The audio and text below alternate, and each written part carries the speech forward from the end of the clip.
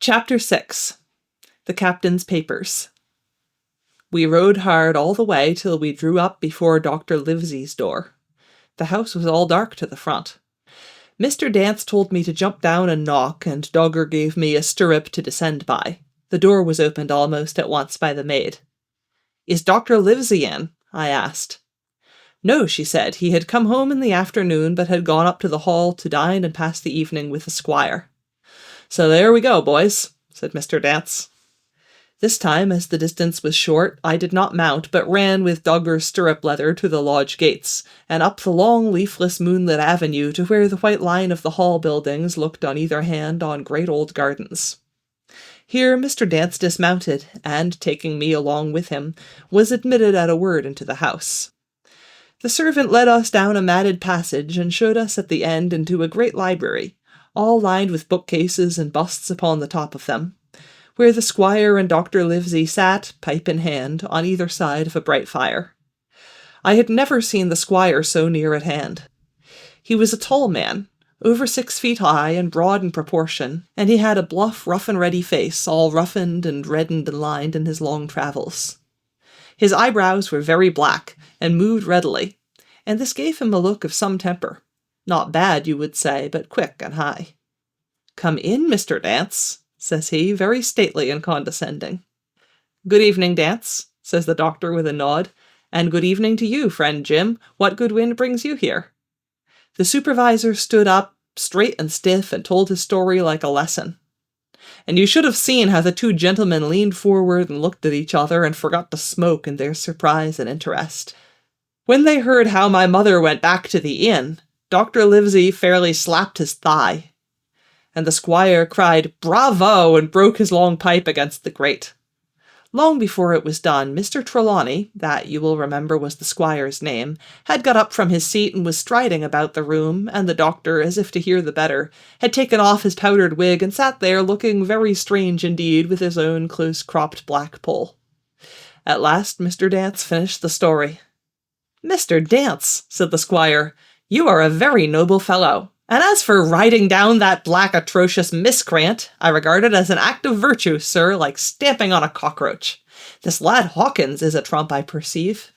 Hawkins, will you ring that bell? Mr. Dance must have some ale." "And so, Jim," said the doctor, "you have the thing that they were after, have you?" "Here it is, sir," said I, and gave him the oilskin packet. The doctor looked it all over as if his fingers were itching to open it, but instead of doing that he put it quietly in the pocket of his coat. "Squire," said he, "when Dance has had his ale, he must, of course, be off on his Majesty's service. But I mean to keep Jim Hawkins here to sleep at my house, and, with your permission, I propose we should have up the cold pie and let him sup." "As you will, Livesey," said the squire. "Hawkins has earned better than cold pie." So a big pigeon pie was brought in and put on a side table, and I made a hearty supper, for I was as hungry as a hawk, while Mr. Dance was further complimented, and at last dismissed. "And now, squire," said the doctor. "And now, Livesey," said the squire in the same breath. One at a time," laughed Dr. Livesey. "You have heard of this Flint, I suppose?" "Heard of him?" cried the squire. "Heard of him, you say? He was the bloodthirstiest buccaneer that sailed. Blackbeard was a child to Flint. The Spaniards were so prodigiously afraid of him that, I tell you, sir, I was sometimes proud he was an Englishman. I've seen his topsails with these eyes off Trinidad, and the cowardly son of a rum puncheon that I sailed with put back, sir, into port of Spain." "Well, I've heard of him myself in England," said the doctor. "But the point is, had he money?" "Money!" cried the squire. "Have you heard the story? What were these villains after but money? What do they care for but money? For what would they risk their rascal carcasses but money?" "That we shall soon know," replied the doctor, "but you are so confoundedly hot-headed and exclamatory that I cannot get a word in. What I want to know is this. Supposing that I have here in my pocket some clue to where Flint buried his treasure. Will that treasure amount to much?" "Amount, sir?" cried the squire. "It will amount to this. If we have the clue you talk about, I fit out a ship in Bristol dock and take you and Hawkins here along, and I'll have that treasure if I search a year." "Very well," said the doctor. Now then, if Jim is agreeable, we'll open the packet. And he laid it before him on the table. The bundle was sewn together, and the doctor had to get out his instrument case and cut the stitches with his medical scissors. It contained two things, a book and a sealed paper. First of all, we'll try the book, observed the doctor.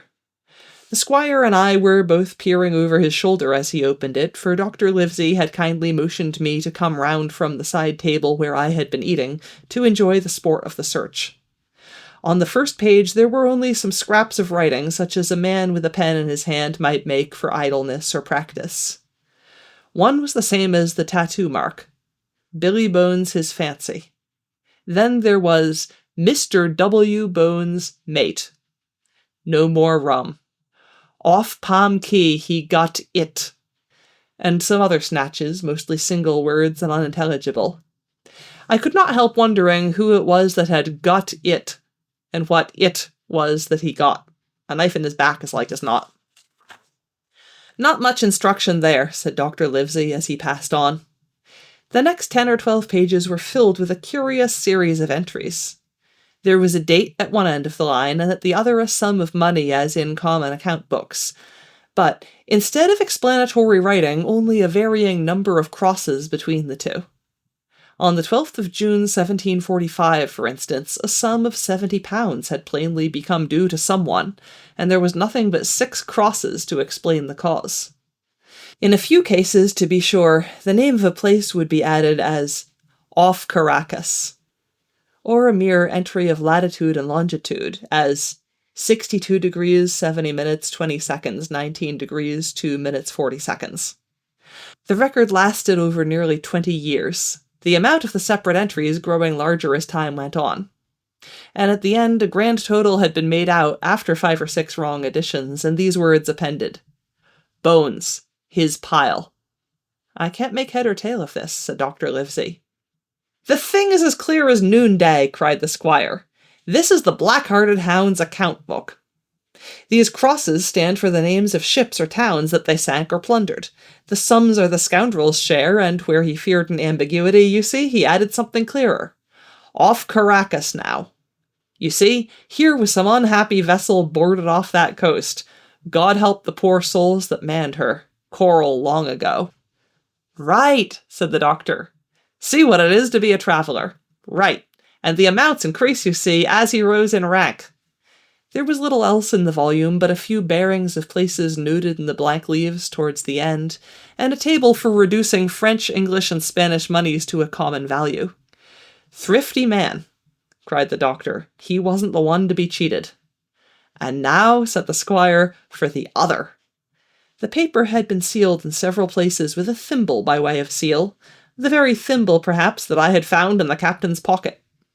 The doctor opened the seals with great care, and there fell out the map of an island, with latitude and longitude, soundings, names of hills and bays and inlets, and every particular that would be needed to bring a ship to a safe anchorage upon its shores.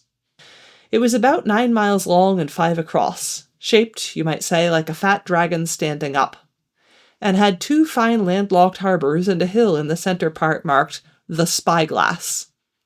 There were several editions of a later date, but above all, 3 crosses of red ink, 2 on the north part of the island, 1 in the southwest, and beside this last, in the same red ink, and in a small neat hand very different from the captain's tawdry characters, these words, Bulk of treasure here.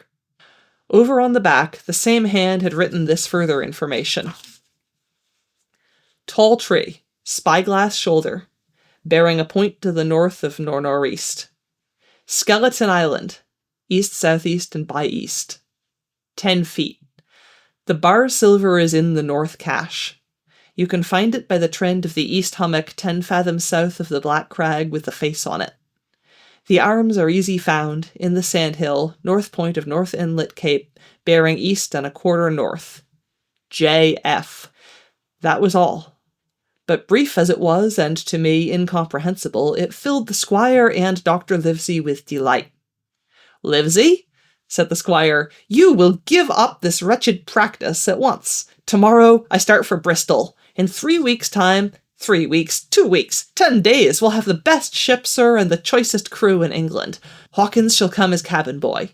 You'll make a famous cabin boy, Hawkins. You, Livesey, are ship's doctor. I am admiral. We'll take Redruth, Joyce, and Hunter.